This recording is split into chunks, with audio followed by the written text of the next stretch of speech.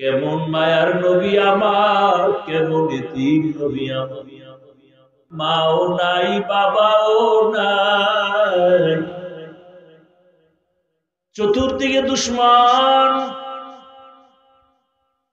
আল্লাহর এত মুহাব্বতের আমার নবী, যেই নবীর আখলাক এত সুন্দর, 63 বছর হায়াতে নবী একটা মিথ্যা কথা বলেন নাই। কেমন মায়ার নবী, জীবনে কোনদিন কাউকে একটা গালি নবী দেন নাই। হাজারো গালি নবী শুনছেন, জবাবও দেন নাই। কেমন মায়ার নবী আমার, জীবনে চক্ষু দুইটা গরম করে কারো দিকে তাকান নাই। ও নবীর আশেকেরা, দুটো চোখ, রহমতের নবী দুইটা চোখ গরম করে কোনদিন কারো দিকে গরম চোখে তাকান নাই। আরে রাসূল যদি গরম চোখে মেজাজ গরম করে নবী কারো দিকে যদি তাকায়, ও জায়গায় পুইরা ছাই হয়ে যাবে। নবীর চোখে তো সেই পাওয়ার।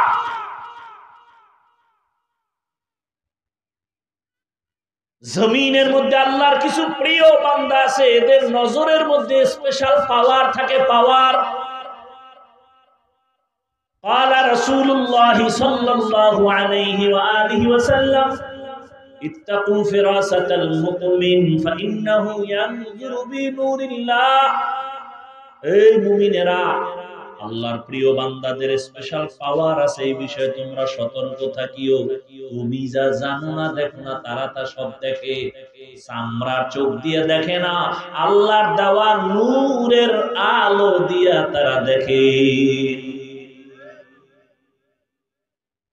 ওমর ফারুক রাদিয়াল্লাহু তাআলা জুমার খুতবা দিতেছেন, হঠাৎ করে একটা অপ্রাসঙ্গিক একটা আওয়াজ দিলেন খুব জোরে, ইয়া সারিয়াতাল জাবাল, ইয়া সারিয়াতাল জাবাল, ইয়া সারিয়াতাল জাবাল।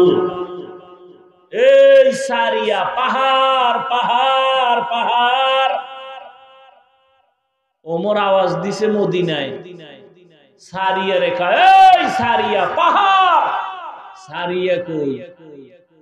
মদিনার থেকে 2000 কিলোমিটার দূরে ইরানের জমিনে যুদ্ধের ময়দানে। সুবহানাল্লাহ। কালকে বললেন জীবনে কি আমল করলেন আর ওয়াজ শুনলেন, এখনো ধাক্কাই তুইব সুবহানাল্লাহ বলার জন্য, আলহামদুলিল্লাহ বলার জন্য। ওমরে ফারুক মদিনায়, সারিয়া হলো 2000 কিলোমিটার দূরে, ইরানে যুদ্ধ করে। ওমর এখানে বইয়া খুতবা পড়তেছে, এর মধ্যে আওয়াজ দিছে, এই সারিয়া পাহাড়। সারিয়ারে জিজ্ঞেস করা হলো, এই সারিয়া, ওমরের আওয়াজটা শুনছনি? কাছে বইসা বললে যেমন শোনা যায় তেমনই শুনেছি। এই পাওয়ারের নাম ফেরাসাত। কোরআনের আয়াতে এই পাওয়ারকে বলা হয়েছে ফুরকান। আমার মাওলা এই পাওয়ার দেয় তার বিশেষ বিশেষ বান্দাদেরকে, তবে কোন বেনামাজির এই পাওয়ার আল্লাহ দিবেন না। খবরদার, এই পাওয়ার আল্লাহ কোন ভণ্ডকে দিবেন না। এই পাওয়ার দিবেন একমাত্র যারা তাকওয়ার উপরে চলে, তাদেরকে আল্লাহ দান করবেন। রহমতের নবী কেমন নবী, শক্তি কেমন? সারা দুনিয়ার মানুষের শক্তি এক জায়গায় করো, রহমতের নবীর শক্তি এককভাবে আলাদা, তুলনা নেই। নবীর যৌবন কেমন? সারা দুনিয়ার মানুষের যৌবন একদিক, আমার রাসূলের যৌবন ভিন্ন দিকে, তুলনা নাই। কেমন আমার মায়ার নবী! ছোট ছোট বাচ্চাদের নবী বলে আপনি, নবীজির বিবিদের নবী বলে আপনি। নবীর আদর্শ কত সুন্দর, নবী কত সরল, পেশ নাই। নবীজি মসজিদে নববীতে বসে আছেন, একটা বাচ্চা এসে বলে, আমার আম্মু আমাকে পাঠাইছেন, জামা দেন, জামা। নবী কয়, আমার কাছে আলাদা কি নাই, জামা নাই, গেছি গা। গুইরা আবার এসে কয়, আমার আম্মু বলছে আপনার গায়ে যেটা আছে না ওইটা। নবী খুইলে দিয়া দিয়া খালি গায়ে বয়ে গেছে। বেলাল আসছে আজান দিতে, নবীর একটু নজর করে দেখে লজ্জায় দূরে গেছি। সাথে সাথে জিবরাইল আসছে, কোরআনের আয়াত নিয়ে এসে বলে রাসূলকে বলে দাও, ইয়া রাসূলুল্লাহ আপনি এত বেশি দান করবেন না যাতে আপনাকে নিজেকে লজ্জা পেতে হয়, আবার এই পরিমাণ মুষ্টিবদ্ধ করে রাখবেন না যে মানুষ আপনাকে কৃপণ বলে বদনাম করবে। কি দান করতে করতে কি ঘরের সব দিতে বলছে? ভালো করে বুঝেন, রহমতের নবী কেমন শক্তিওয়ালা নবী আমার। এত বড় শক্তি শারীরিক, এত বড় যৌবনের শক্তি। সেই শক্তি রাসূলের বয়সটা যখন পূর্ণ যৌবন 25 বছর, সেই সময় তো তার লাগে কুমারী মেয়ে। কিন্তু আমার মাওলার কুদরতটা দেখেন কেমন। আল্লাহর নবী 25 বছর যৌবন ভরা যৌবনের বয়সে বিবাহের বন্ধনে আল্লাহ পাক একজন মহিলা দিলেন, ওই মহিলা 2 জন স্বামী অতিবাহিত করল। রাসূলের ঘরে আসার আগে তার 2 জন স্বামী চলে গেছেন, এমনকি নিঃসন্তান না 2 এর অধিক সন্তান হয়েছে। আবার নবীজির বয়সের তুলনায় তার বয়স আরো বেশি। কত? 40 বছর। আম্মা জান খাদিজা রাদিয়াল্লাহু আনহা। এটা নবী আল্লাহ কেন করলেন? সারা দুনিয়ার মানুষের তো রাসূল আমার ডাক্তার, সারা দুনিয়ার মানুষের জানায় দিলেন, ও দুনিয়ার মানুষেরা, ও পর্দার আড়ালের নারীরা, তাকাইয়া দেখছো মক্কার মানুষেরা নারীদের পছন্দ করে না, বিধবাদের পছন্দ করে না। রহমতের নবীর মতো ব্যক্তি ভরা যৌবনে 40 বছরের বিধবা নারীকে বিয়ে কইরা ইতিহাস কায়েম করে গেলেন। ইসলাম সারা নারীর অধিকার সম্মান আর কেউ দেয় নাই। অতএব যারা বলবে ইসলাম নারীকে ঠকাইছে, ওরা চরিত্রহীন, ওরা লম্পট।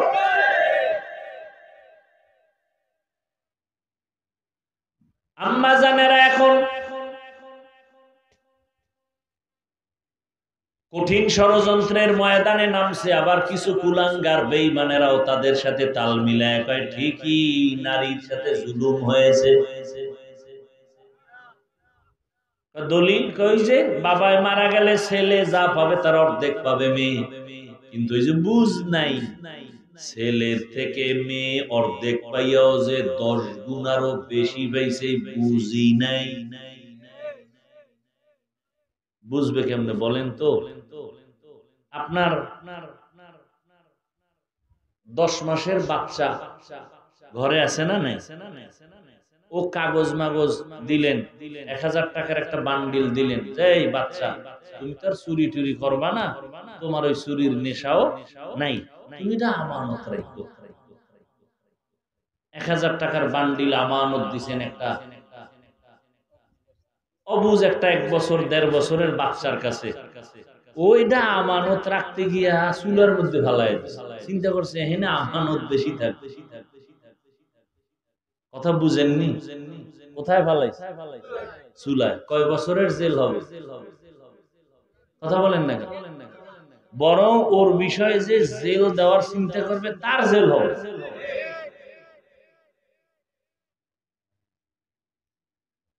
তার জেল হবে। কেন জেল হবে? বলে বাচ্চার যেই জ্ঞান নাই, তুইও কি এটা বোঝো না, তোর অপরাধ বেশি। আল্লাহর কোরআন তো কিয়ামত পর্যন্ত সচল, পৃথিবীর কোন বেঈমান এটাকে বন্ধ করতে পারবে না। ভারতের জমিনে হাজার হাজার আলেম জবাই করলো, ফাঁসি দিল, মাদ্রাসা আগুন লাগাইলো। স্পেনের জমিনে 800 বছর মুসলমান শাসন করছে, 800 বছর।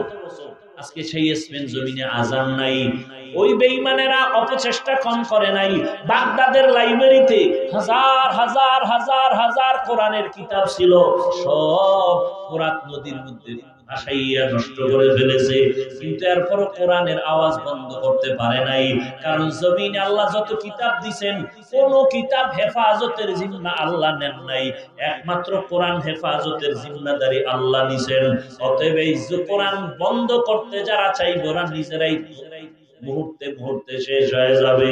অতএব নারীরা আজকে যারা বুঝে না, না বুঝা কোরআনের বিরুদ্ধে বিভিন্ন প্রপাগান্ডা ছড়ায়, আবার এদেরকে যারা প্রমোট করে, সহযোগিতা করে, সবগুলোকে জেলখানায় দেওয়া দরকার।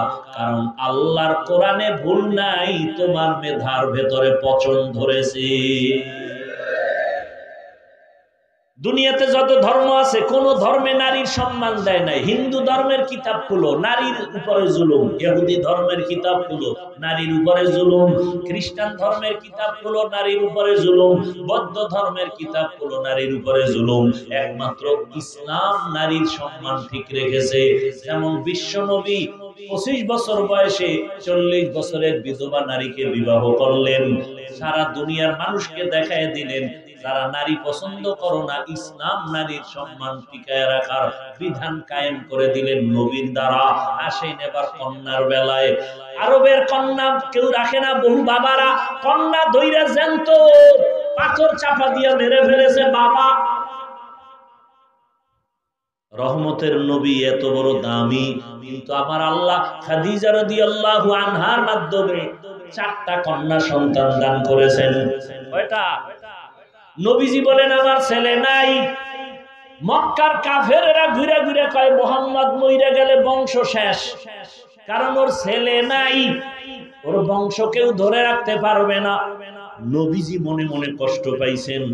আল্লাহ খুশি করার জন্য বলে, নবী কষ্ট পাইয়েন না, ইন্না আতাইনাকাল কাউসার, আমি আপনাকে কাউসার দিব, এই কাউসারের দ্বারা কিয়ামত পর্যন্ত আপনার সম্মান ঠিক থাকবে। ওই বেঈমানগো নাম এখন কেউ নেই, হাদিসে ওই বেঈমানগো নাম আছে, এই জন্য আমরা আলেমরা জানি। নাম না থাকলে তো আমরাও জানতাম না যে এইরকম কিছু বেঈমান দুনিয়া। ফেরাউনের নাম কোরআনে না থাকলে কে জানতো যে এত বড় একটা কুলাঙ্গার আছে জমিনে। অথচ রসুলের সম্মান কত, দাড়ি নাই, নামাজ নাই, কিন্তু রসুলের জন্য জীবন দিতে রেডি। কথা ঠিক? সেই রহমতের নবী বলেন আমার একটা ছেলেও নাই, আমি 4 কন্যার বাবা। আমি এত বড় দামি ব্যক্তি, আমার 4 কন্যা, আমার আর একটা ছেলেও নাই। শুধু এতটুকু না, নবী বলে গেলেন, ও দুনিয়ার মানুষ, ও মা, ও বাবারা, যদি একটা কন্যা সন্তান পাও, শুকর আদায় করো, তুমি একটা জান্নাতের মালিক। তুমি যদি 2টা কন্যা পাও, তুমি 2 জান্নাতের মালিক। তুমি যদি 3টা কন্যা পাও, 3টা জান্নাতের মালিক। যদি 4 কন্যা পাও, 4টা জান্নাতের মালিক। বুঝেননি কথা? একজনে কয় হুজুর আমার কপাল খুলে গেছে। কি বলে? আমি 4 কন্যা পাইছি, আমি 4 জান্নাতের মালিক। আমি বললাম আপনি 4 কন্যা পাইয়া 4টা জান্নাতের মালিক, আমার 4 মাইয়া কিসের মালিক? আমার 4 মাইয়া 4টা গ্রামীণ ব্যাংকের মালিক। বুঝেননি কিছু? মাইয়ের গ্রামীণ ব্যাংকে মালিক বানায় দিস। আল্লাহ হেদায়েত দান। ভাইরা আমার, কন্যাদের সম্মান আল্লাহ পাক এভাবে নবীর মাধ্যমে টিকাইয়া রাখলেন। ইসলাম ছাড়া নারীর অধিকার সম্মান কেউ দেয় নাই। এজন্যই আল্লাহ বলেন, ওয়ামা আরসালনাকা ইল্লা রাহমাতাল লিল আলামিন। রহমতের নবীর আদর্শ এত সুন্দর, ওই নবীর আদর্শ যারা মাইনে এখনো চলে, তারা এখনো সম্মানে আছে, শান্তিতে আছে। তারা এখনো নবীর আদর্শ মানিয়া চলে না, যতটুকু আদর্শ ছাড়া চলে ততটুকুই অশান্তিতে আছে, যতটুকু মানে ততটুকু শান্তিতে আছে। ও এলাকার মুসলমান, ও যুবক বাবারা, বৃদ্ধ বাবাজি, পর্দার আড়ালের মা বোনেরা, আমি আপনাদের শুরুতেই বলেছিলাম, আবারও কথাটা আমি রিপিট করি, আমি কিন্তু আপনাদের হুজুর বানাইতে আসি নাই, টুপিওয়ালা বানাইতে আসি নাই। আমি আপনাদেরকে বলবো না মাদ্রাসায় যান, তাবলিগে যান, বরং আমি বলবো যেখানেই থাকেন ওখানে থাইকা রাসূলের আদর্শের মালা গলায় পড়েন। স্কুলে পড়ো, যুবক, কলেজে পড়ো, চাকরি করো, ব্যবসা করো, ডাক্তার হও, ইঞ্জিনিয়ার হও, ব্যবসায়ী হও, চাকরিজীবী হও, তবে খবরদার বেয়াদব হইয়া কবরে যাইও না। বেয়াদব হইও না তার মানে মা বাবার সাথে বেয়াদবি যেন না হয়, শিক্ষকের সাথে বেয়াদবি না হয়, ওলামায়ে কেরামের সাথে বেয়াদবি করবা না। ও আমার যুবক বাবারা, স্কুল কলেজে পড়িয়াও কি জান্নাতের পথ পাওয়া যায় না? চাকরি করে কি জান্নাতের পথ পাওয়া যাবে না? তাকাইয়া দেখো কত যুবক তোমার মতো জেনারেল লাইনে পড়িয়া, স্কুল কলেজে পড়িয়া 5 ওয়াক্ত নামাজি দাড়িওয়ালা আসেনি। যুবক বাবারা চিন্তা করো, তুমি কেন পারবা না? তোমার মতো জেনারেল লাইনের সন্তান রাস্তায় গাড়ি চালায়, নামাজ পড়ে, তুমি পারবা না কেন? তোমার মতো সন্তান র‍্যাব, আর্মি, পুলিশ, বিডিআর এর চাকরি করে, নামাজ পড়ে, দাড়িওয়ালা, তুমি কেন পারো না? বৃদ্ধ বাবাজি, আপনার মতো কত বুড়ারা মসজিদে গিয়া নামাজ পড়ে, আপনি কেন পারেন না?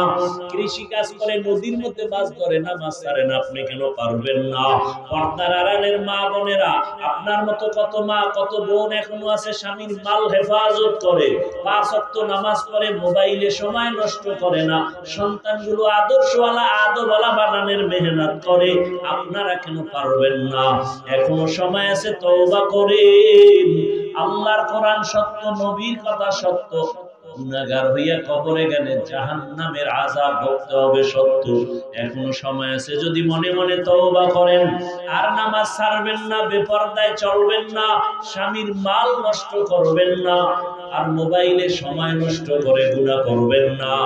এখন থেকে নবীর তরিকা মেনে 5 ওয়াক্ত নামাজ পড়বেন। ও যুবক বাবারা, তওবা করো।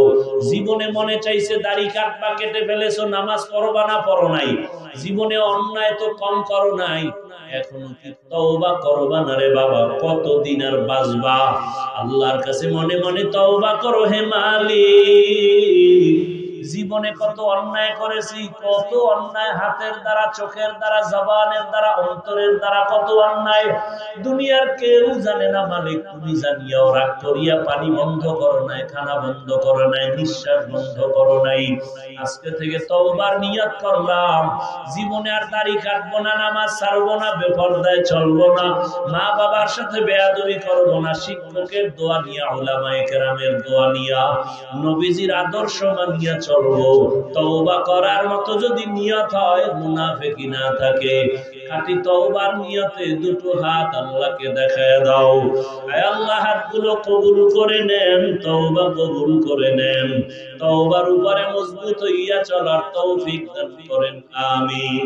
আলহামদুলিল্লাহি রাব্বিল আলামিন।